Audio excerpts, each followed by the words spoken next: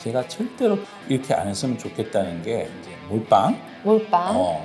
그러니까 몰빵. 예, 몰빵 절대 하시면 안 돼요. 비투 하시면 안 돼요. B2. 예. 네. 또 하나는 그 몰빵하지 말라고 그런다고 해서 2차 전지를 종목을 쭉 나눠 사가지고 있으면서 나 몰빵 아니야 이러면 그건 몰빵이야, 몰빵이야.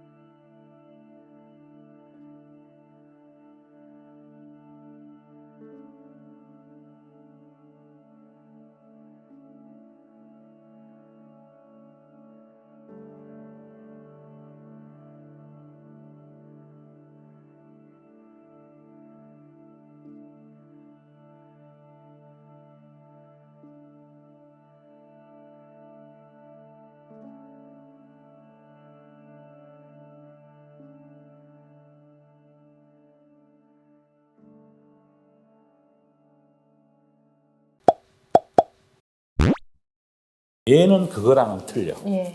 얘는 이렇게 그냥 상승하는, 장기적으로 상승하는 패널 속에서 네. 급하게 올랐다가 눌림목 주고 또 그 다음에 또 이렇게 내렸다가 이렇게 급등하지는 않아요. 왜 그러냐면 주가의 상대 위치도 있는 데다가 아직은 불편한 분들이 많으니까 신문이 조용해지면 그때부터 올 것 같아. 제 네. 생각에.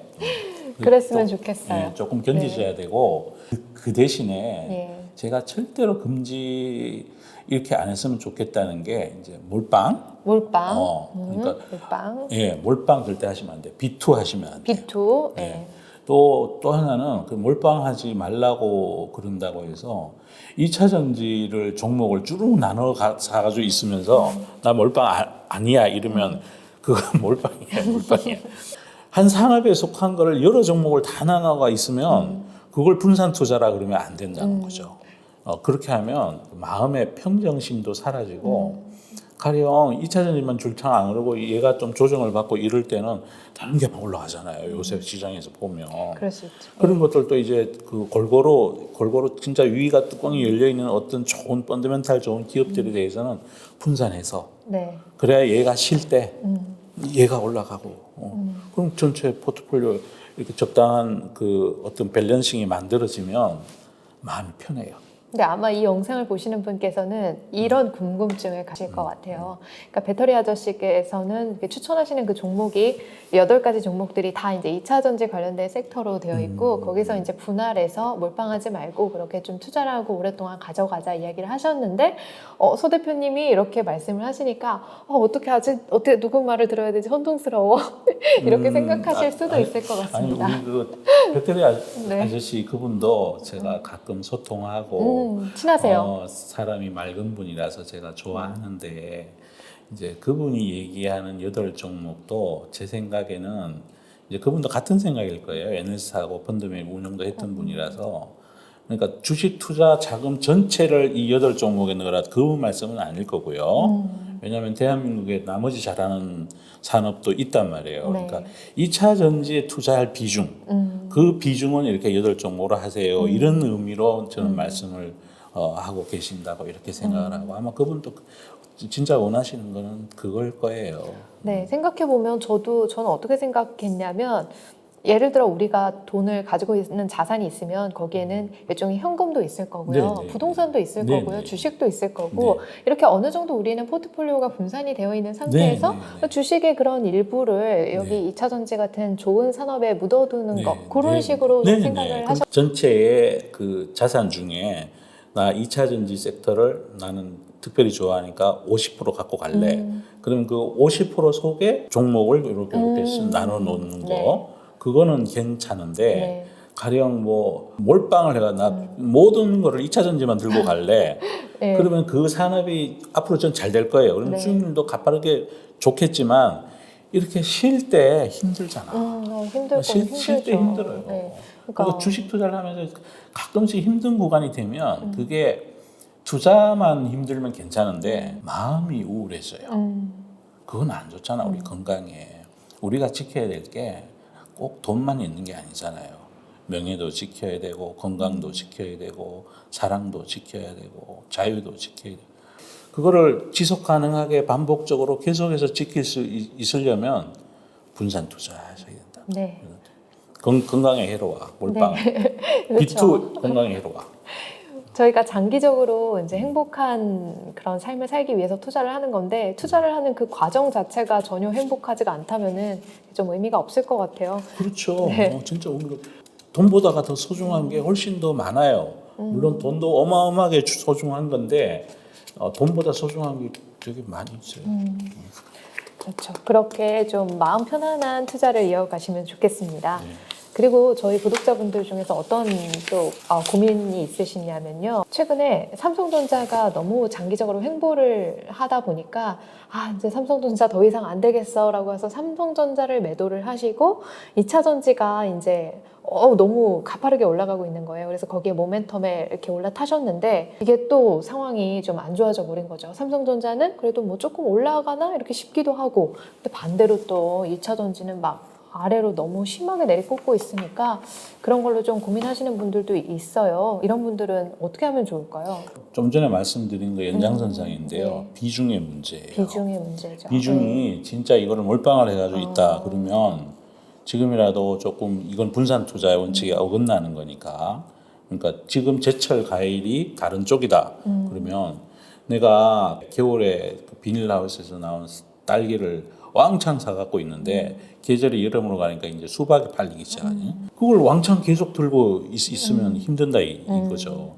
근데 비중이 적정 비중이면 아까 말씀드렸듯이 분산돼서 나 뭐 특별히 좋아하니까 50% 나는 뭐 조금 덜 좋아하니까 30% 가령 우리 그 산업 내의 시가총액 비중을 봤을 때 2차 전지 관련된 회사들의 시가총액을 쭉 모으면 네. 그 큰 회사 그 완성품 기준으로 한 250조 정도 돼요. 네.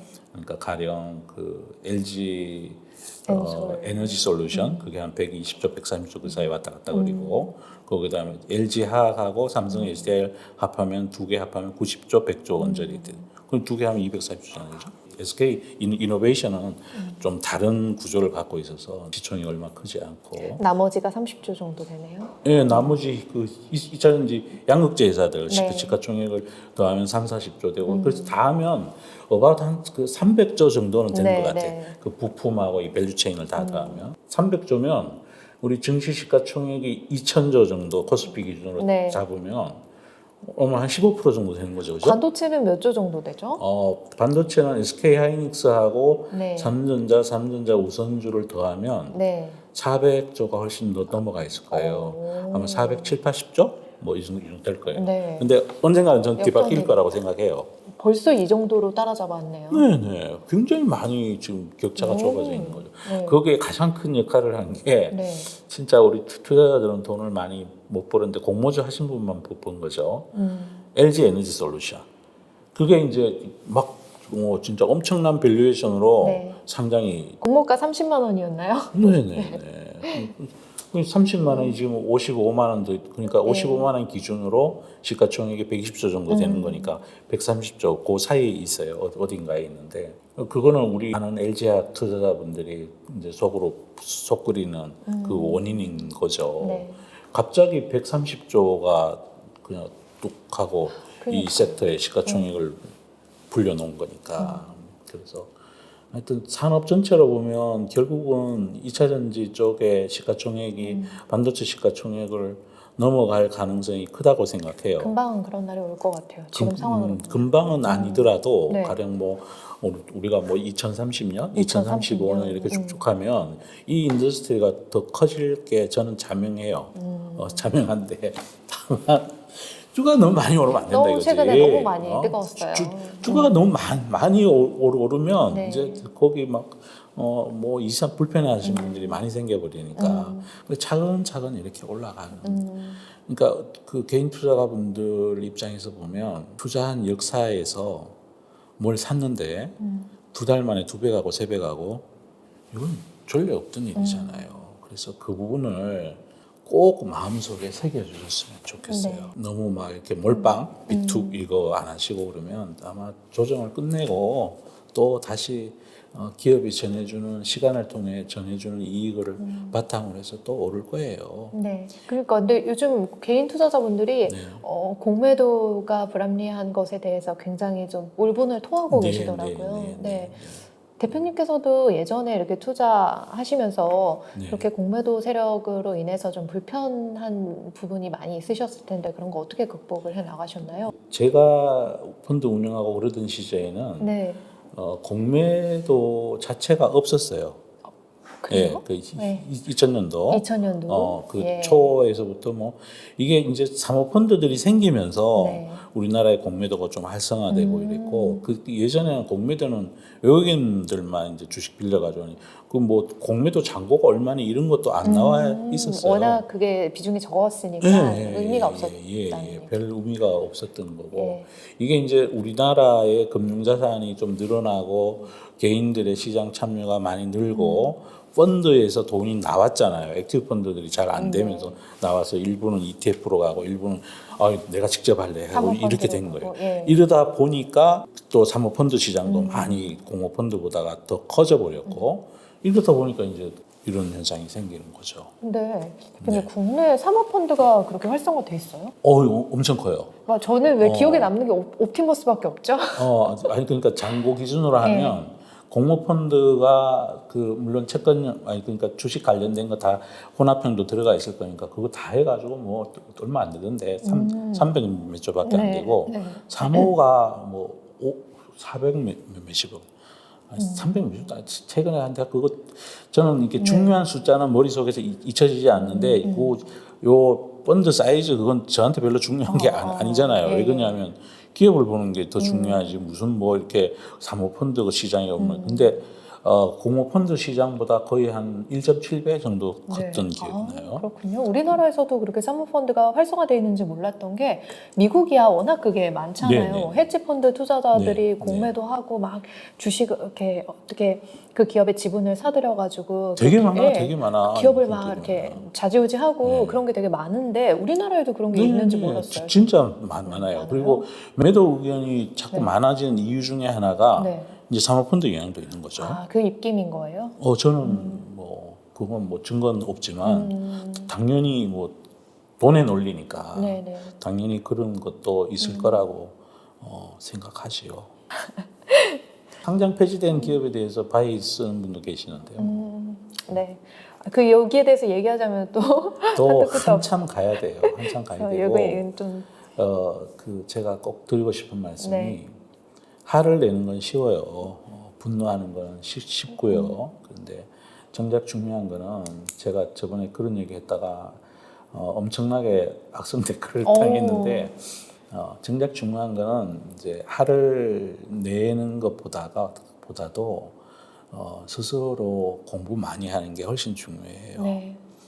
막 화를 내서 분노에 빠지고 우울해지고 이거는 감정적인 거잖아요. 근데 진짜는 자기를 키워야 되는 거잖아요. 나를 쓰담쓰담하면서 이렇게 자기 자신의 공부를 통해서 실력을 더 증가시키고 그런 다음에 치고받고 싸움을 해야 되는 건데 제가 그런 비유 많이 들었는데 브라질 축구 대표팀하고 동네 축구단하고 지금 싸움이 붙어져 있는 거예요. 그러니까 브라질 축구 대표님한테 욕만 죽으라고 한다고 우리가 골을 넣을 수 있냔 말이에요. 축구 실력도 좀 키워야죠. 실력을 키워야죠. 그러니까 욕은 하되 열심히 또 갈고 닦아야죠. 그 대신에 우리는 이제 민주주의 나라니까 투표를 통해서 그 불합리한 제도를 개선하는 것은 일본이 난징 대학살을 할 때 그 쳐들어간 군사의 숫자는 얼마 안 돼요.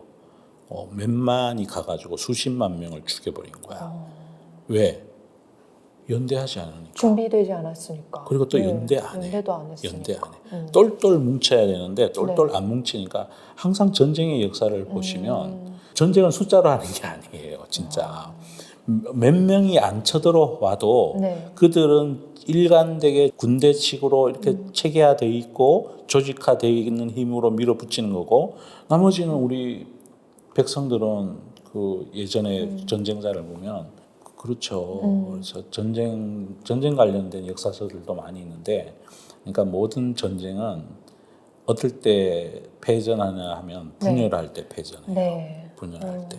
진짜 우리나라가 임진왜란 때도 그랬고 그때 우리나라 총 인구가 쳐들어온 일본군에 네. 비해서 압도적으로 많아요.